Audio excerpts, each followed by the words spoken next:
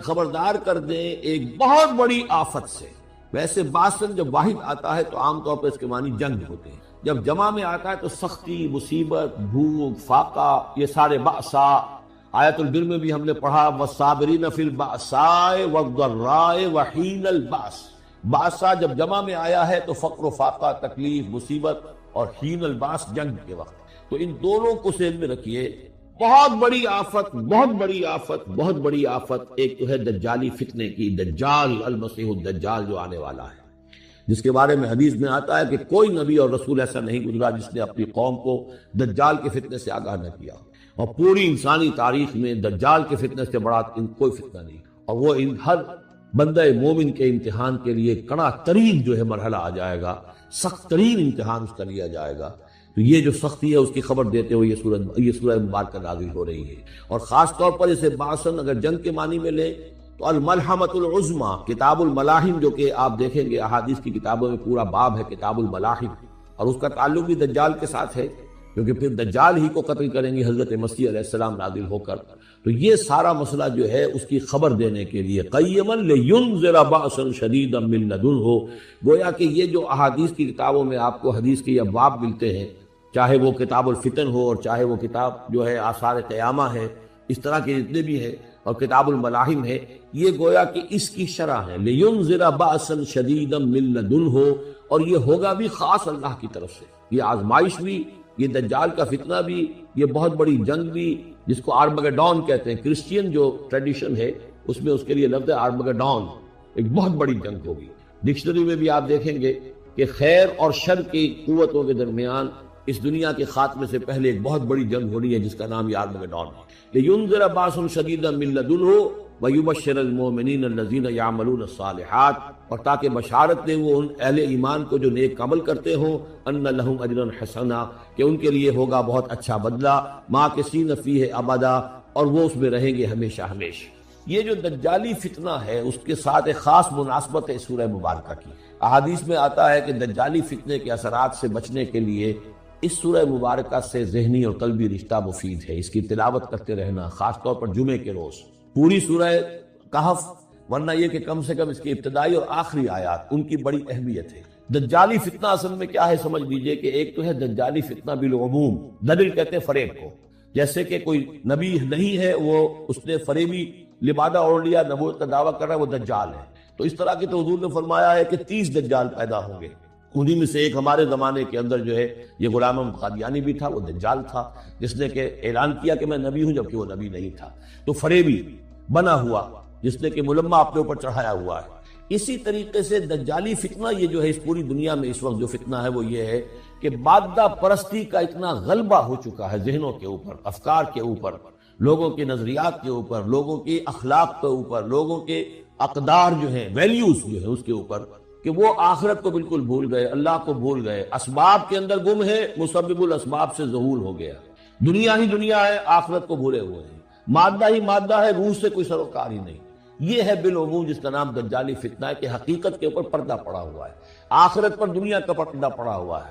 یہ دنیا جو ہے در حقیقت کیا ہے، وَمَا الْحَيَاةُ الدُّنْيَا إِلَّا مَتَاعُ الْغُرُورِ، یہ دھوکے کا سامان ہے۔ اصل زندگی کو اس نے ڈھانپا ہوا ہے، ہم نے یہ سمجھ لیا کہ زندگی یہی ہے، اسی کے لیے بھاگ دوڑ، محنت، صبح و شام، اسی کے مستقبل کی فکر ہے، لیکن اصل زندگی اس کی کوئی فکر ہی نہیں ہے۔ باقی ایک دجال جو ہے جو آئے گا، وہ معاملہ احادیث کے اندر بھی بڑی طوالت کے ساتھ ہے، اور اس میں کافی پیچیدگیاں بھی ہیں، بعض چیزیں جو ہے ایک دوسرے سے کچھ مختلف بھی ہے، اس میں پھر اہل علم کو بہرحال مطابقت پیدا کرنی پڑتی ہے۔ میں نے جہاں تک اپنی کوشش کی ایک رائے تک میں پہنچا ہوں، لیکن ابھی میں اسے بیان نہیں کر رہا ہوں۔ بہرحال دجالی فتنے کی خبریں موجود ہیں بہت شدت کے ساتھ، اور اس صورت کا پڑھنا جو ہے اس میں بہت مفید ہے۔ اس صورت کے مضامین کا دجالی فتنہ بالعموم سے کیا تعلق ہے وہ تو اس ہم دورہ ترجمہ دوران کے اس کے دوران بھی آپ کو معلوم ہو جائے گا، لیکن اس کے جو خاص بڑے مباحث ہیں، خاص طور پر یہ کہ ایک ہمارے بہت بڑے عالم گزرے ہندوستان میں اس صدی کے آغاز میں، مولانا مناظر حسن گیلانی، انہوں نے اس میں باقاعدہ کتاب لکھی ہے، آپ کو مل جائے گی بازار میں بھی، اصحاب کہف کے جو کا معاملہ سورہ کہف کے مباحث ہیں ان کے۔ میں نے اس کو اپنی ایک تقریر کے اندر کسی خطاب جمعہ میں سورہ کہف کے مضامین کا خلاصہ بیان کیا تھا، جس کا عنوان ہے دنیا کی حقیقت۔ ظاہر بات ہے تفاصیل زیادہ جو ہے وہ میرے لیے ممکن نہیں ہے کہ اس دورہ ترجمہ کے دوران بیان کر سکتا۔ وَيُنذِرَ الَّذِينَ قَالُوا اتَّخَذَ اللَّهُ وَلَدًا، اور خبردار کر دے ان لوگوں کو جنہوں نے کہا کہ اللہ نے بیٹا بنایا۔ یہ ساری دجالیت جو ہے اس کی جڑ کیا ہے؟ مسیحیت، جو موجودہ مسیحیت ہے، جو حقیقت میں مسیحیت نہیں ہے، پالزم ہے، جس کی بنیاد اصلی اس پر ہے کہ اللہ کا بیٹا بنا دیا حضرت مسیح علیہ السلام کو، اور انہیں کفارہ بنا دیا تمام جو بھی مان لے ان کو ان کے گناہوں کا، پیش کی معافی ہے ان کے گناہوں کی جو حضرت مسیح پر ایمان لے آئے، اور نمبر 3 شریعت ساخت کر دی، اور نمبر 4 سارا اختیار جو ہے وہ پوپ کے ہاتھ میں دے دیا گیا کہ تم جو چاہو جس چیز کو چاہو حلال کرو، جس چیز کو چاہو حرام کر دو۔ ان چیزوں نے مل کر نفس مذہب کو اس قدر قابل نفرت سے بنا دیا کہ یورپ کے عوام کے اندر مذہب کے خلاف شدید نفرت پیدا ہو گئی۔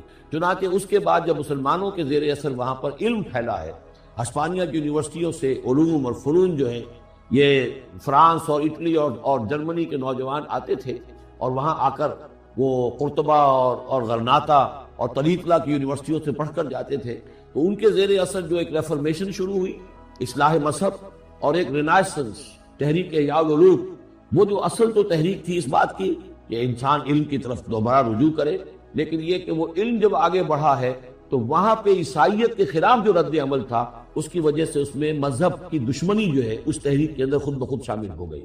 تو مذہب سے بیزاری، روحانیت کا انکار، آخرت سے بالکل بے پرواہی اور اس کا بھی انکار، اور خدا ہے یا نہیں ہے اس سے کوئی سروکار نہیں، یہ جو اس تہذیب کے اصل میں اثرات بنے ہیں سارے، یہ اسی غلطیوں کا یہ اثرات ہیں، نتائج ہیں کہ جو عیسائی مذہب کے اندر جو یہ تحریفات کر کے جو غلطیاں کی گئی، اس کو یہاں کہا گیا ہے کہ ان لوگوں نے کہ جنہوں نے یہ عقیدہ ایجاد کیا، ما لہم بہ من علم، ان کے پاس اس کے لیے کوئی علمی سند نہیں ہے، ولا لآبائہم، نہ ان کے آباء و اجداد کے پاس کوئی سند تھی، کبرت کلمۃ تخرج من افواہہم، بہت بڑی بات ہے جو ان کے منہ سے نکل رہی ہے، بہت بڑی گستاخی ہے جو یہ اللہ تعالیٰ کی شان میں کر رہے ہیں، ان یقولون الا کذبا، یہ نہیں کہہ رہے مگر جھوٹ، سراسر سیدھا سفید جھوٹ بول رہے ہیں، فلعلک باخع نفسک علی آثارہم، تو اے نبی شاید کہ آپ اپنے آپ کو ہلاک کر لیں گے ان کے جو اثرات پڑنے والے ہیں، عیسائیت کے اس غلط عقیدے کے جو نتائج برآمد ہوئے ہیں، جب یہ نتائج ظاہر ہوں گے تو وہ اتنے سنگین ہوں گے، فلعلک باخع نفسک، کہ ان کے احساس سے، ان کے ادراک سے شاید کہ آپ اپنے صدمے سے اپنے آپ کو ہلاک کر لیں، ان لم یؤمنوا بہذا الحدیث اسفا، اگر یہ لوگ اس حدیث پر، اس قرآن پر، یہ بات جو بتائی جا رہی اس پر ایمان نہ لائے، اس پر ایمان نہ لائے، اپنے اس غلط عقیدے پر قائم رہے، اس غلط مذہب کو انہوں نے برقرار رکھا، تو اس کا جو رد عمل ہوگا نوع انسانی پر، اور اس سے تاریخ انسانی اور انسانی ثقافت جس غلط رخ پر پڑے گی، جو دجالیت کا فتنہ اسے جنم لے گا، ان تمام چیزوں کے اثرات سے شاید آپ کو اتنا صدمہ ہو کہ فلعلک باخع نفسک علی آثارہم ان لم یؤمنوا بہذا الحدیث اسفا انا جعلنا ما علی الارض زینۃ لہا، ہم نے زمین کے اوپر جو کچھ ہے اسے اس کا گہنا بنا دیا ہے، بناؤ سنگھار بنا دیا ہے، زینت بنا دیا ہے۔ یہ آپ نوٹ کر لیجئے، لفظ زینت اور زمین میں اس کی زیبائش اور آرائش، یہ اس سورہ مبارکہ کا عمود ہے، یعنی اس کو اتنا کھبا دیا ہے نگاہوں میں اللہ نے کہ آخرت سے خود بخود انسان غافل ہو جاتا، یہ پردہ پڑ گیا ہے، چمک دمک ہے، یہ کاریں ہیں، یہ بلڈنگیں ہیں، یہ کوٹھیاں ہیں، یہ عالیشان عمارتیں ہیں، یہ کیا کچھ اس کی جو یوں سمجھیے پومپ اینڈ شو جو ہے اس وقت دنیا کا، اور ظاہر بات ہے امریکہ میں جا کر دیکھیے تو جو کچھ یہاں دیکھ رہے ہیں اس سے 10 گنا 100 گنا 1000 گنا آپ کو نظر آئے گا، عقلیں دنگ ہو جاتی ہیں۔ نتیجہ کیا نکلتا ہے کہ انسان یہ سمجھتا ہے کہ اصل شے یہی مادہ ہی ہے، اصل ہدایت پہ یہی لوگ ہیں صحیح معنی میں کہ جنہوں نے واقعتاً علم حاصل کیا ہے، لہذا ان کی غلط تہذیب، ان کا غلط تمدن، ان کے تمام غلط ثقافت کے معاملات کے بھی ہم اسی طریقے سے پیروی کر رہے ہیں۔ یہ سارا مسئلہ جو ہے وہ اس لیے ہے کہ یہ چمک دمک دنیا کی جو زیبائش اور آرائش اس سے ہم متاثر ہیں۔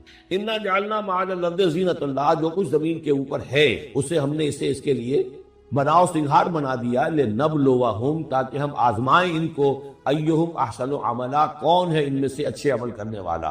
یعنی اب یوں دیکھیے وہ شعر جو ایک ہے، اگرچہ ذرا تھوڑا سا شان باری تعالیٰ کے اعتبار سے تو شاید اتنا مناسب نہ ہو، لیکن یہ کہ مفہوم کو ادا کرتا ہے کہ رخ روشن کے آگے شمع رکھ کر وہ یہ کہتے ہیں ادھر آتا ہے دیکھے یا ادھر پروانہ جاتا ہے، ایک طرف ذات باری تعالیٰ ہے اور ایک طرف یہ دنیا ہے، اس کی چمک دمک ہے۔ اب یہ پروانہ جو ہے یہ انسان، اس کا امتحان ہے، آیا یہ اللہ اور آخرت کی طرف جا رہا ہے یا دنیا کی طرف اور دنیا کی زیبائش اور آرائش کی طرف جا رہا ہے۔ جو زیبائش اور آرائش کی طرف چلا گیا وہ گیا، وہ تباہ و برباد ہو گیا. فقط خسر خسران مبین. اور جس نے اس دنیا کی زیبائش اور آرائش اس سے منہ موڑ کر وہ جو حقیقت جو اصل حسن ازلی ہے اللہ تعالیٰ کا اور اس کا جو جلال اور کمال ہے اور جو آخرت کی نعمتیں ہیں ان کو اختیار کر لیا وہ کامیاب ہو. تو امتحان اتنا ہی ہے کہ رخ روشن کے آگے شمع رکھ کر وہ یہ کہتے ہیں ادھر جاتا ہے دیکھے یا ادھر پروانہ آتا ہے. وَإِنَّا لَجَاعِلُونَ مَا عَلَيْهَا صَعِيدًا جُرُزًا. اور یہ کہ جو کچھ بھی اس پر ہے ہم ایک وقت آئے گا کہ اس کو بنا کر رکھ دیں گے جیسے کہ میدان جس میں سے کہ فصل کاٹ لی گئی ہو. جب قیامت ہوگی کیا ہوگا یہاں پر کسی زمین کو نہ یہاں پہ کوئی وہ پہاڑ رہ جائیں گے کوٹ کوٹ کر چپٹی کر دی جائے گی نہ یہ آپ کے پاس جو ہے وہ اسکائی اسکریپرز رہ جائیں گے نہ یہ اعلیٰ شان عمارتیں ہوں گی. کچھ نہیں ہوگا. یہ سب برابر ہوگا جیسے کہ کسی کھیت کے اندر سے فصل کاٹ دی جاتی ہے تو اب وہ پڑا ہوتا ہے ویران. وَإِنَّا لَجَاعِلُونَ مَا عَلَيْهَا صَعِيدًا جُرُزًا. ہم اسے کر کے چھوڑیں گے ایسا کھیت کہ جہاں پر چورا پڑا ہوا ہو صرف بچا کھچا جو ہے وہ اس کا توڑی کا اور کچھ نہ ہو. ام حسبت ان اصحاب الکہف والرقیم کانوا من آیاتنا عجبا. اب یہاں سے اصحاب کہف کی بات شروع ہو رہی ہے کیونکہ پوچھوایا تھا یہودیوں نے اصحاب کہف کون تھے.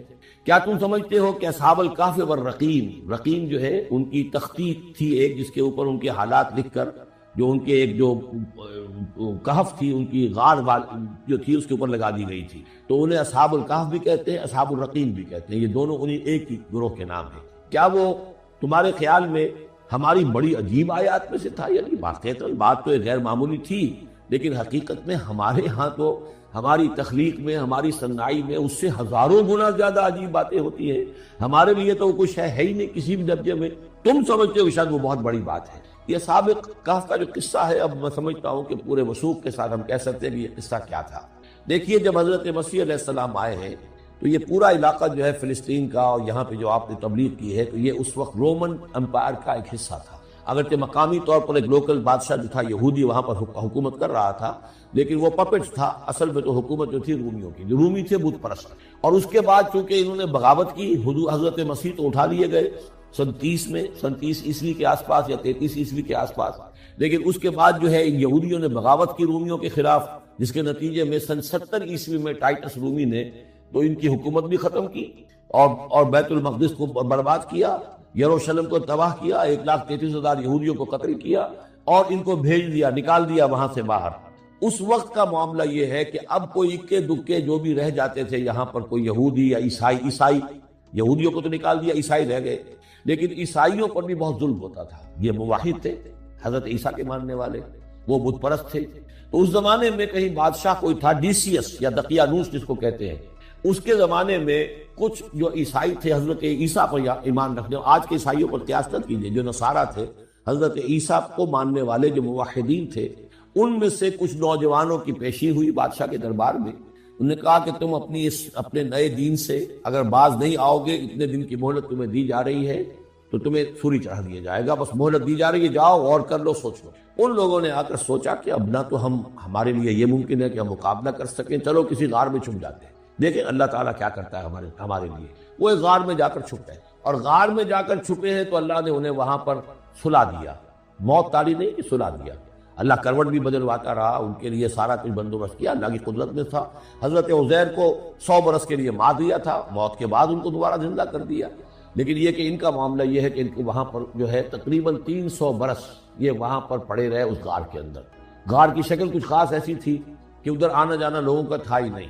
اور یہ ہے جو موجودہ ترکی کے علاقے میں شہر ایفسس ہے اس کے آس پاس ہیں اس طرح کے غار جیسے ایجنٹا کے غار ہندوستان کے مشہور ہیں ایسے ہی وہاں بھی غاروں کا سلسلہ ہے. اور ہیں بھی وہ ایسے کہ ان کے دہانے جو ہیں وہ ہیں شمال کی جانب تو دھوپ ان میں براہ راست نہیں جاتی.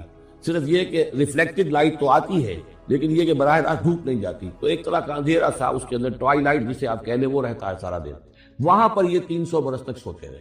اس 300 برس کے عرصے میں یہ ہوا کہ رومن امپائر جو ہے اس نے خود عیسائیت اختیار کر لی. 300 عیسوی کے اندر کانسٹنٹائن جو تھا ایمپرر وہ عیسائی ہو گیا. اب پوری امپائر جو عیسائی ہو گئی. اب اس کے زمانے میں اس کے بعد تھیوڈوسیس ہے 446 عیسوی میں یہ تھا. اس کے زمانے میں اللہ تعالیٰ نے ان لوگوں کو جگایا 300 برس کے بعد. اب یہ سمجھ رہے ہیں کہ وہی زمانہ ہے وہی کفار کی حکومت ہے وہی مشرکین ہیں. اب انہوں نے ڈرتے ڈرتے اپنے کسی ایک آدمی سے کہا بھائی جاؤ یہ یہ لے کے سکہ لے کر جاؤ چاندی کا اور کچھ نہ کچھ کھانے پینے کے لیے لے کر آؤ دیکھنا، لیکن اس طرح ہو کہ ہمارا پتہ نہ چل جائے کہ ہم یہاں چھپے ہوئے ہیں۔ وہاں جو گئے انہوں نے وہ سکہ جو پیش کیا، کہ یہ سکہ تمہارے پاس کہاں سے آیا؟ یہ تو بہت پرانا سکہ ہے، تو 400 سال پرانا 300 سال پرانا سکہ کہاں سے لے آئے تمہیں کوئی خزانہ ملا؟ بہرحال اس حوالے سے اب وہ جو ہے وہ پکڑے گئے، ان کی حالت جو ہے وہ جو بات سامنے آ گئی، لیکن جب بات سامنے آ گئی تو اب ان کا بہت وہ عزت کی گئی، اس لیے کہ اب تو جو ان کا مذہب تھا در حقیقت پوری مملکت کا مذہب وہی ہو چکا تھا، تو صورتحال تو تبدیل ہو چکی ہے۔ پھر یہ کہ اس کے بعد تفصیل معلوم نہیں ہے کہ غالباً وہ جا کر اپنی اسی غار میں وہ سو گئے ہیں، یا دوبارہ اللہ نے ان پر وہیں پر موت طاری کر دی ہے، اس کا دروازہ بند کر کے، اور اس کے اندر یہ ایمان پیدا ہو چکا ہو، آپ اس کے قریب رہیے۔ اگر بھٹی کے سامنے بیٹھیں گے حرارت پہنچے گی، اگر آپ برف کی سل کے قریب ہوں گے ٹھنڈ پہنچے گی، صاحب ایمان کی صحبت اختیار کریں گے ایمان سراغ کرے گا۔ یہ ہے عوام کے صحبت، کونوا مع الصادقین، ان کی صحبت اختیار۔ تیسرا ذریعہ ہے جو ہمارے لیے خاص طور پر جو مسلمان پیدا ہوئے، اب ایک بچہ ہے 7 سال کا، آپ نے نماز پڑھنے کی عادت ڈال دی، پڑھ رہا، اگرچہ غیر شعوری عمر سے شروع کر دیا، اس کو روزہ رکھتا ہے، 9 برس کا ہو گیا روزہ رکھنا شروع کیا۔ یہ اعمال جو ہیں ان سے بھی ایک یقین پیدا ہوتا ہے، جیسے یقین سے عمل پیدا ہوتا ہے ایسے ہی عمل سے بھی یقین پیدا ہوتا ہے۔ جب مداومت کرتے رہیں گے اس پر تو اس سے بھی ایک یقین کی کیفیت انسان میں پیدا ہو۔ سورہ حجرات میں جو بحث آئی ہے اس کے آخر میں یہی ہے کہ اے نبی، یہ بدو جو دعوے دار ہے ایمان کے، یہ آپ پر احسان دھر رہے ہیں، یمنون علیک ان اسلموا قل لا تمنوا علی اسلامکم بل اللہ یمن علیکم ان ہداکم للایمان ان کنتم صادقین۔ یہ آپ پر احسان دھر رہے ہیں کہ ایمان لے آئے، نبی ان سے کہیے مجھ پر اپنے ایمان کا کوئی احسان نہ دھرو، اپنے اسلام کا، بلکہ اللہ تم پر احسان دھرتا ہے کہ اس نے تمہیں ایمان کے راستے پر ڈال دیا ہے۔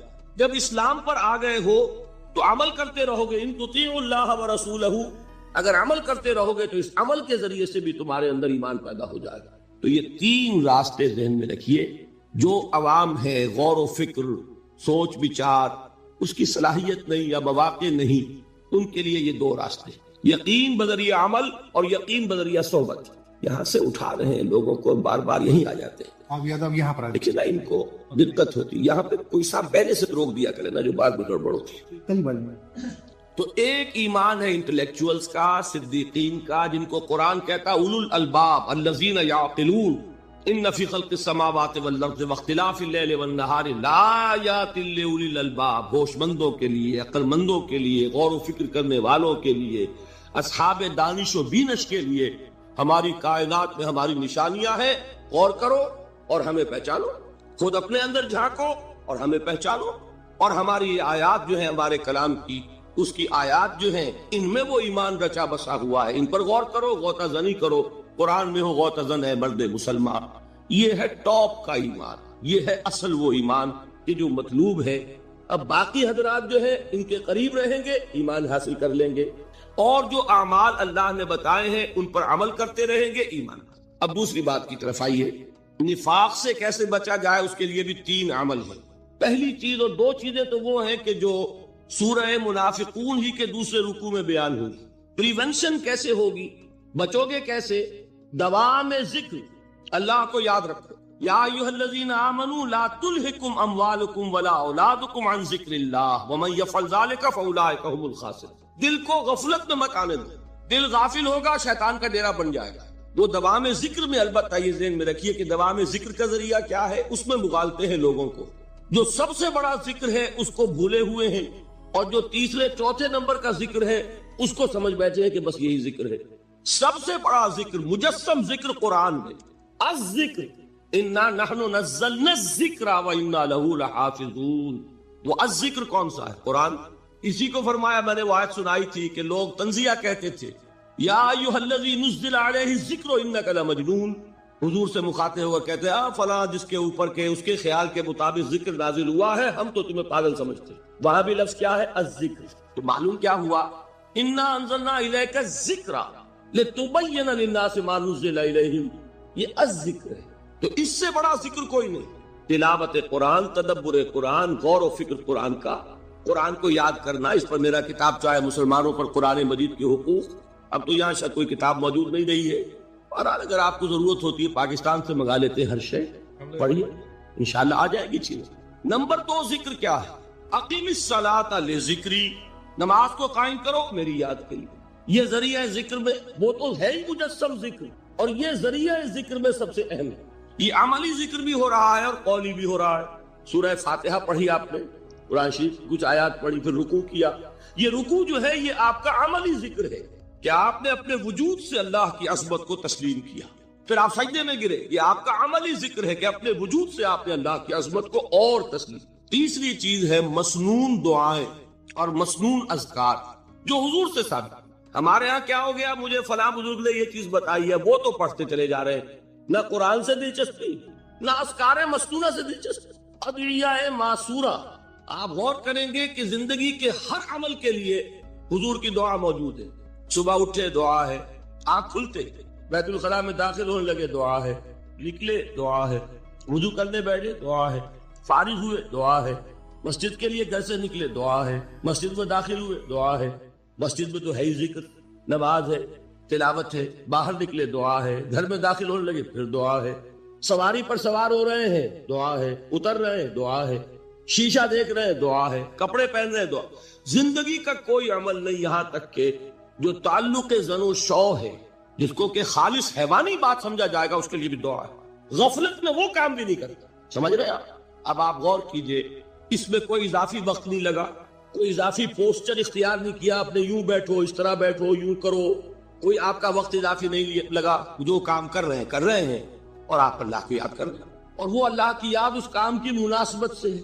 ان ادعیہ معصورہ سے 2 تعلق جڑ گئے انسان کے۔ دعا کس سے کر رہے ہیں؟ اللہ سے، جڑا کہ نہیں؟ اور یہ الفاظ کس کے ہیں؟ محمد رسول اللہ کے۔ تو آپ کے 2 تعلق جڑ گئے۔ آپ اپنی جی سے گھڑ کر دعا مانگیں گے تو پہلا تعلق ہو جائے گا، دوسرا نہیں ہوگا۔ بہتر سے بہتر دعا مانگ لیں آپ، لیکن حضور سے جو معصور اور مسنون الفاظ جب آپ زبان سے نکالتے ہیں تو آپ کا تعلق اللہ سے بھی ہوا بذریعہ دعا، اور وہ الفاظ چونکہ حضور کے ہیں صلی اللہ علیہ وسلم تو حضور کے ساتھ ہوا۔ یہ تیسرا درجہ ہے۔ چوتھے درجے میں مانتا ہوں کہ ایک ہوتی ہے خاص کسی شخص کے امراض کی تشخیص کرنے کے بعد تجویز۔ کوئی اگر طبیب ہے، ماہر طبیب روحانی، وہ آپ کو دیکھے گا تو اندازہ لگائے گا کہ آپ میں کیا کمی ہے، اس کے مطابق آپ کو ذکر بتائے گا۔ بھئی فلاں آیت کا مراقبہ کیا کرو، کسی میں بزدلی ہوتی ہے، کسی میں مال کی محبت زیادہ ہوتی ہے، کسی میں توکل کی کمی ہے، کسی میں شہرت کی خواہش ہے، نمایاں ہونے کا جذبہ ہے، کسی میں تکبر ہے۔ سب کا ایک سا برس تو نہیں ہوتا، تو یہ در حقیقت اندھے کی لاٹھی سے نہیں چلنے والی بات۔ یہ تو ماہر کا کام ہے کہ وہ تجویز کرے کہ تمہارے لیے خاص طور پر ذکر۔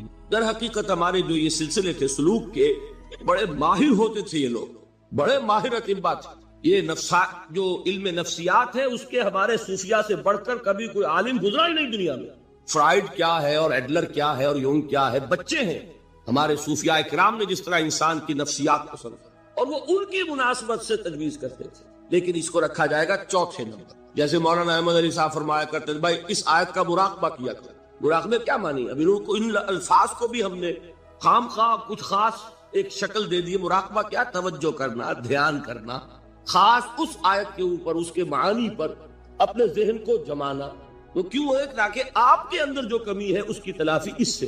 لیکن یہ کہاں آئے گا؟ چوتھے نمبر، سمجھ گئے؟ تو نفاق سے بچنے کا ذریعہ، پریونشن کیا ہے نفاق سے؟ دوام ذکر۔ نہ تمہیں تمہاری اولاد، نہ تمہارے اموال، نہ تمہاری تجارت، نہ کاروبار اللہ کے ذکر سے غافل نہ کر سکے۔ پنجابی میں کہتے ہیں کہ ہتھ کارول اور دل یار کا۔ کام کر رہے ہیں آپ، لیکن یہ کہ دل اللہ کے ساتھ لگا ہوا، زبان تر ہے اللہ کی یاد سے۔ جو قرآن یاد ہے، گاڑی میں آپ بیٹھے جا رہے ہیں، 2 گھنٹے آپ کو کار میں لگانے ہیں، قرآن شریف پڑھتے جائیے، اس سے بڑا ذکر کوئی۔ یہ ہے پریونشن۔ اب اگر مرض ہو جائے تو کیا؟ اس کے لیے 2 چیزیں ضروری ہیں۔ ایک دیکھیے عجیب ہے، یہ نفاق کا علاج انفاق، صرف ایک الف لگانا۔ انفاق کے معنی اور ہے، یہ بنا ہے کس سے؟ نفقت الدراہم، پیسے ختم ہو گئے، مک گئے، یا نفق الفرس، گھوڑا مر گیا۔ تو مال کو کھپانا، لگانا اللہ کی راہ میں، اگر دل میں نفاق کی کوئی آلائش آئی ہے تو اس کا ازالہ ہوگا انفاق فی سبیل اللہ۔ مال اللہ کی راہ میں دیجیے، صدقہ کیجیے، خیرات کیجیے، دیجیے، اللہ کے دین میں لگائیے۔ جتنا لگائیں گے نفاق دھل جائے۔ اس لیے کہ اصل سبب نفاق کا ہے ہی حب دنیا، دنیا کی محبت، لہذا اس کا ازالہ ہوگا جو سب سے محبوب شے ہے مال، انہ لحب الخیر لشدید، مال محبوب ترین ہے کہ نہیں، لہذا اس کو اللہ کی راہ میں لگائیں گے تو وہ نفاق دھل جائے۔